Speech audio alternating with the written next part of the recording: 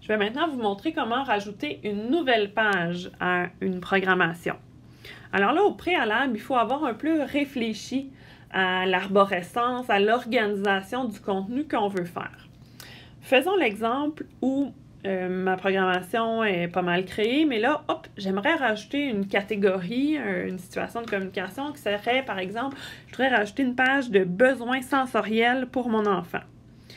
Alors là, je vais, pour créer une nouvelle page, je vais venir appuyer sur mon gestionnaire de page, ma petite pile de feuilles en bas. Et là, je vais venir créer une nouvelle page. Donc, je vais appuyer sur le plus en haut à gauche. Et là, je vais avoir le choix. Ma page, est-ce que je pourrais décider de partir de 0 pour ma page? À ce moment-là, j'irai sélectionner complètement en bas « Add blank button page ». Je pourrais faire ça. C'est ce que je vais vous montrer en premier, en fait. Alors là, vous voyez, ça m'a fait apparaître une page qui est vierge. Alors là, on a dit que cette page-là, je voulais que ça concerne les besoins sensoriels. Tout de suite, je vais venir lui octroyer ce nom-là là, pour être capable de me repérer plus tard. Donc, je vais appuyer sur là, on voit que c'est écrit page 27. J'appuie sur ça, puis je vais venir dire de quoi ça parle. Donc, besoins sensoriels. OK? C'est fait, je fais « Done ». Maintenant, moi, là, on voit que d'emblée, j'ai juste 4 cases dans cette page-là, mais je vais en avoir besoin de plus. Alors là, on se rappelle, je vais aller chercher mes options de page. Hein, c'est le petit bouton ici, en bas à gauche. Et là, je vais dire, oh non, moi, j'ai plutôt besoin de 9 boutons. Et mon arrière-plan, je veux pas qu'il soit bleu, je veux qu'il soit, je vais aller dans Swatch, là, j'aime bien, c'est déjà des couleurs prédéterminées, et je vais aller choisir le jaune, par exemple. Une fois que ça c'est fait, donc, on se trouve ici avec une page qui est complètement vierge. Et là, on voit là l'emplacement prévu de chacun des boutons. Je vais venir appuyer sur un bouton qui est vierge, et là, ça crée un bouton. Et là, dans un premier temps, ça va être le premier besoin sensoriel que je vais identifier. Je vais venir l'inscrire à Button Text, en bas ici. Et là, on a toutes sortes d'options. Donc là, le texte de mon bouton sur lequel je veux qu'il apparaisse, dis-je. Je vais appuyer donc sur le texte. Puis c'est là où je vais aller écrire ce que je souhaite. Donc, mettons ma couverture. OK. Ma couverture, ça c'est fait, je fais Enter. Ensuite, je pourrais aller choisir la taille de ma police. Je pourrais choisir une police de mon choix dans Font. Ça pourrait être la couleur de mon choix. Donc, je pourrais dire, moi, je veux plutôt que ça soit écrit en bleu. Et en gros, c'est pas mal ça. Donc là, je vais venir, pour faire disparaître là, mon petit menu, j'appuie sur mon bouton. Et là, on voit, là, oh mon Dieu, je me suis trompée, mes caractères sont beaucoup trop gros.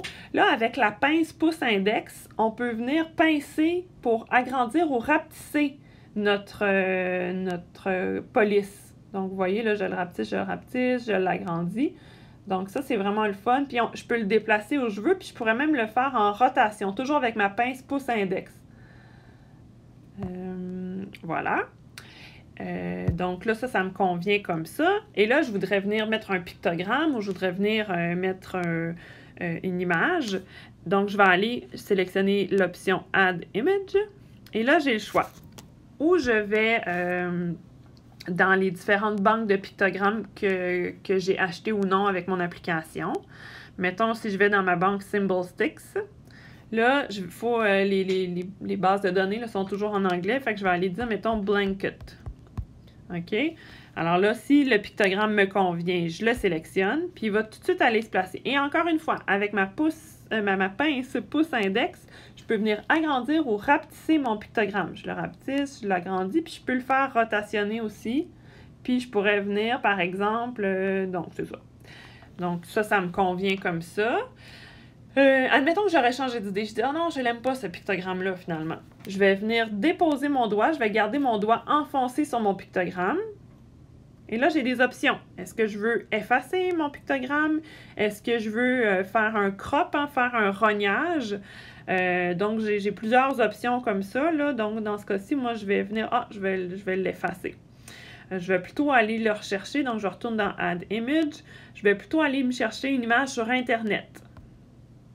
Et là, même chose, moi, j'utilise souvent les mots en anglais. Je trouve que c'est plus facile d'obtenir des... Fait que là, on se retrouve un peu dans Google Images. Donc, je vais aller choisir une couverture. Et voilà, je la rapetisse, je déplace mon texte. Et voilà. Et là, on va regarder les autres menus à notre disposition pour ce bouton-là. On a en bas à gauche, on a Background. Donc là, ça va être vraiment l'arrière-plan de ce bouton-là localement. Donc, je pourrais aller mettre un petit peu la couleur que je veux. On a la même chose, le border, on a la bordure. On va venir sélectionner la couleur de notre choix.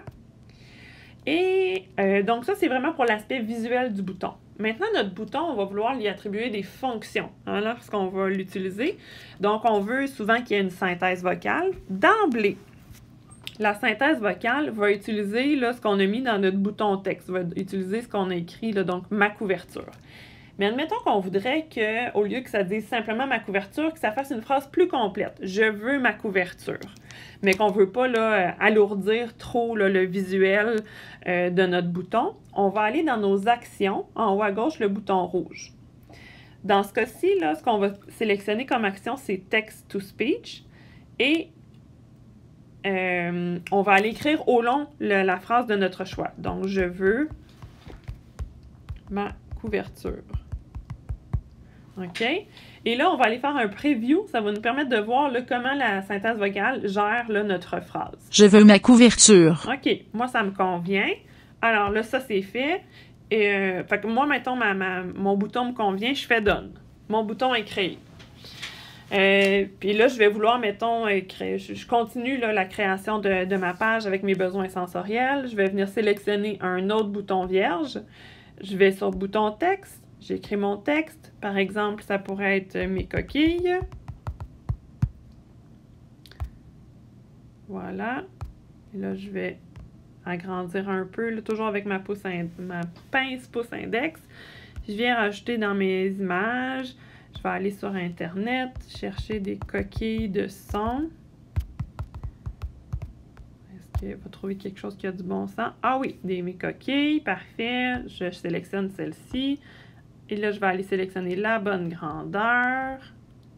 OK. Puis là, de la même façon, je vais aller chercher dans mes actions TTS. Je veux mes coquilles. Je fais un preview pour m'assurer que ça me convient. Je veux mes coquilles. Parfait. Ça me convient, je fais Done. Et ainsi de suite pour l'ensemble de mes boutons. Mais admettons qu'on dit « Ah, ben là, finalement, mes coquilles, j'aimerais ça qu'ils apparaissent en haut à gauche pour X, Y raison. » Alors là, pour déplacer un bouton, je vais aller tenir mon doigt enfoncé sur mon bouton « Mes coquilles ». Et là, j'ai un ensemble de choix. Je pourrais aller « Delete », je pourrais aller effacer mon bouton. Et là, « Swap », ça va me permettre d'aller l'interchanger, de le déplacer. Donc, je vais faire swap. On voit qu'il se met un petit peu à bouger. Puis je dis, ah, mais moi, je veux plutôt qu'il aille en haut à gauche. Et voilà, il a interchangé sa position avec un autre bouton.